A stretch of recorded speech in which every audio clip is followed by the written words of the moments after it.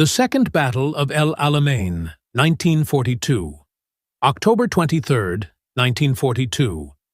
The sands of Egypt trembled under the roar of thousands of guns.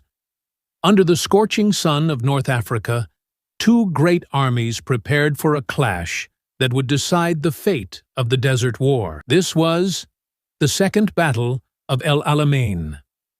For months, the Axis under Field Marshal Erwin Rommel, the famed Desert Fox, had pushed deep into Egypt. His Afrika Corps and Italian allies threatened the Suez Canal, Britain's vital lifeline to its empire.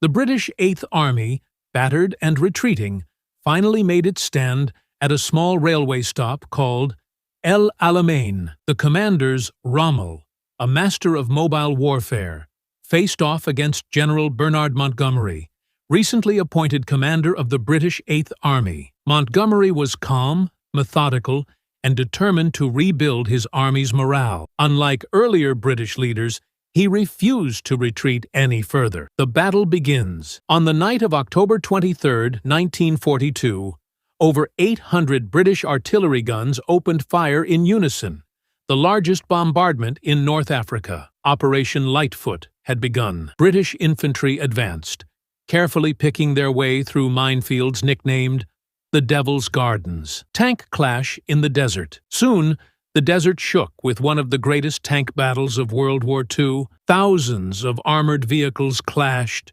Grant and Sherman tanks of the Allies against Rommel's Panzer, 3 and 4 divisions.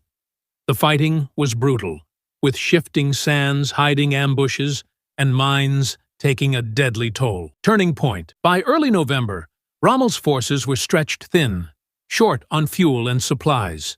Montgomery launched Operation Supercharge, an all-out assault that broke through the Axis defenses. Rommel, realizing his army faced destruction, began a fighting retreat westward across Libya. Aftermath.